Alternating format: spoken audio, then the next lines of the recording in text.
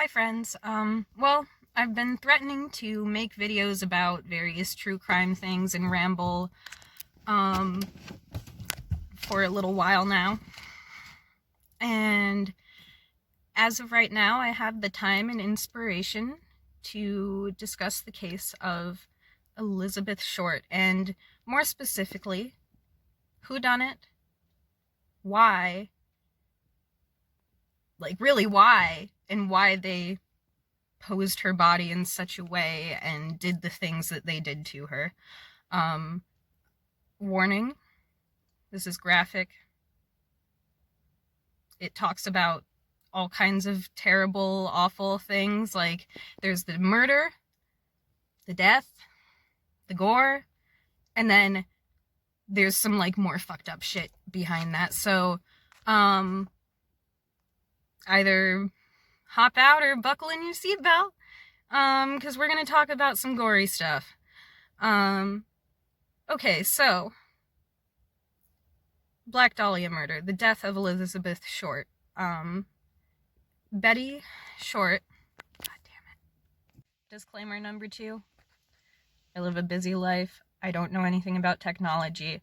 I don't know anything about anything besides this stuff, really. So, I'm here in my car. I don't have any kind of little, prop up my phone gig. This is going to be very low tech. And also, I'm already one panic attack in today. So, I'm not covering up any black eyes. It's just smudgy makeup. So, Ferda. Anyway, Elizabeth Short was a 22-year-old aspiring actress model, moved out west from, good old East Coast small town life. I believe, Connecticut or Massachusetts. I don't know. But she was living in Los Angeles. People actually knew her as the Black Dahlia. It's a misconception that the newspapers gave her this name. I mean, certainly once they found out about it, they caught on to it, but that was her name because she had hennaed black hair, and it was her characteristic trait. And she was very lively and flirtatious. Girl got it on. And meanwhile, in Los Angeles, at the same time, there was a man named George Hodel, Dr. George Hodel, and he was loaded because he was an expert on venereal disease when that was a problem a lot for a lot of people. Fun thing that I found out, unrelated, when I was doing some research on this, was that venereal disease was actually one of the number one things that many of the World War I soldiers were affected by. I don't know what they were doing in the trenches, or if they had it beforehand, but syphilis, gonorrhea was all over, and especially in LA. And, as I sit here in my snowy car, anyway, so George was rolling in it. He had some weird shit in his past. He had gone on trial and was acquitted for, or actually this happened after, I believe, but he had gone on trial and was acquitted for incest with his daughter. And actually part of why he had been acquitted, and because they had been like, nah, she's bugging, was that she had been like, no, my dad's crazy, he kills people, he killed the Black Dahlia, and they were like, yeah, she's bugging. But she may have been right. So Miss Tamar, I'm so sorry about that, even though you went on to also do some kind of gnarly stuff. And anyway, George had parties at his house, with all of the surrealists at the time, surrealist artists,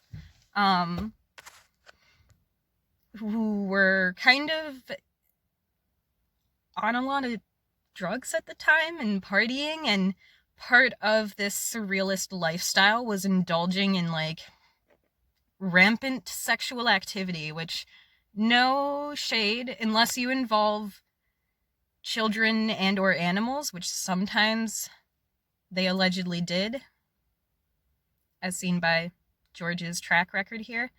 And so one of these surrealists that was partying up with George, his name was Man Ray, Manray, Man Ray, and he was a photographer and a painter and some big shit, and he had done this painting, keep in mind, called the Minotaur, which had some characteristics to it that would be really relevant after seeing how Miss Elizabeth was posted up post-mortem. And one of the key, allegedly, characteristics about surrealism at the time and women's roles, women's bodies in surrealism was that they were meant to be surrendering unconditionally and like existing only for art's sake. So take that with as many grains of salt as you want. But a lot of it was seen,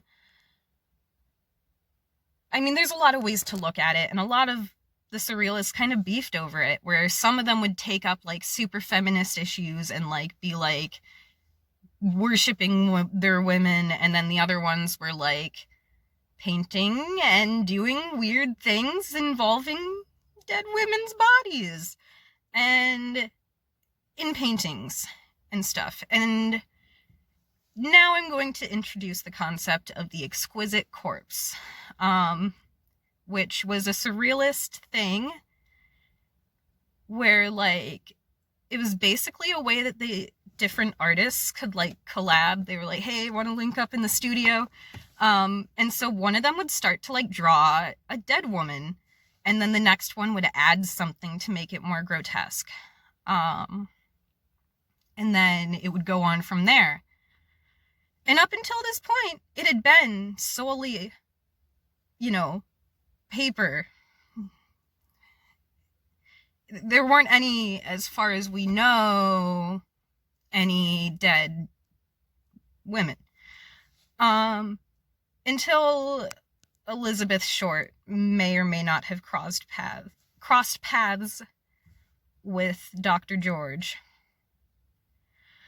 And much of the stuff that we know about George happened after he died, because his son, who was an NYPD detective, originally, when he heard that his dad may have killed this girl, he was like, oh, not my dad. So he went and looked into his dad's stuff and was like, oh no, he killed this girl. And so, he ended up like blasting that. He put that man on blast. He wrote books about it. I have them in my... No, I don't. I forgot them. But he wrote a book called The Black Dahlia Avenger about it.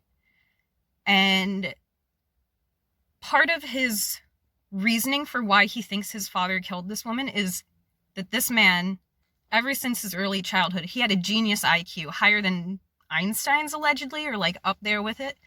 And he was a doctor. He could do all of this stuff. He would write. I've read some of his writing, and it chilled me to the bone. But his real passion was art. And so the theory is that he took this concept of the exquisite corpse to the next level, where his good bro Man Ray had done this painting called the Minotaur, and like they had even done a photo shoot together, so I don't doubt that they hadn't talked about actually doing something like this. And maybe Man Ray might have maybe even been involved himself. I see you, Man Ray. And isn't that the guy that in SpongeBob, like Bikini Man and Barnacle Boy are always fighting? Like, Man Ray? I don't know, maybe I'm wrong. I don't remember, but that's what it reminds me of. He sounds like a villain from SpongeBob. And, okay, tangents. Anyway, the theory is that basically George killed Elizabeth Short and, from what it sounds like, made her do terrible things. There were feces found in her intestines, which can only happen if you are forced, which I don't doubt she did it willingly, or I doubt she did it willingly, rather.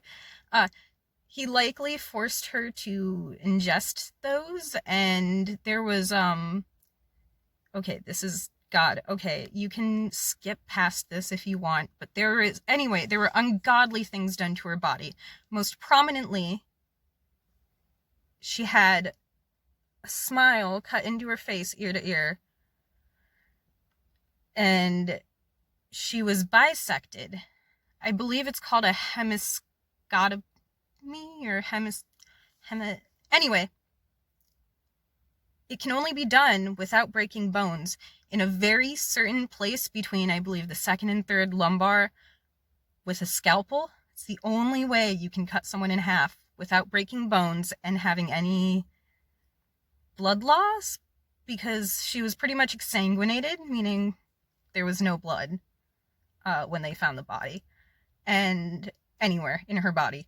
And so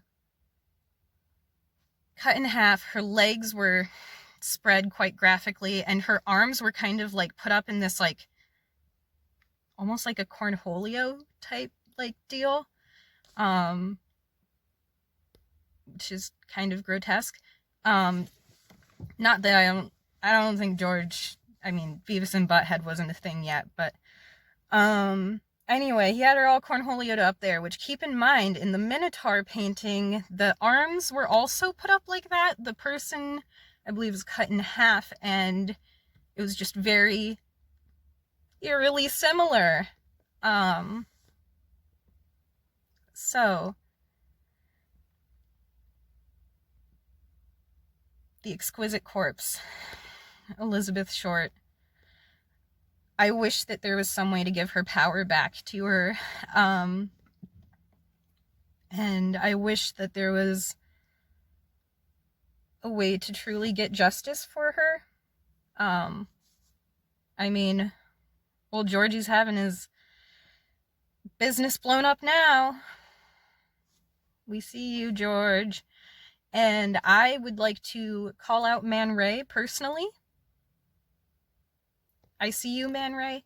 I don't care how cool any of your art, any of your homies were. I don't doubt that he had something to do with this. Him and George were too tight for this not to be true. So, anyway, I would appreciate thoughts and inquiries, queries, questions. I may do some minimal editing, but homeboy don't know how to do it. And I guess after this, if I ever have the time, energy, and wherewithal to do it again, then I will finally follow through on talking about Fritz Honka. Fritz Honka, tune in next time, had a penchant for women of the toothless variety. And he also was really bad at body disposal, so stay tuned for next time, kids.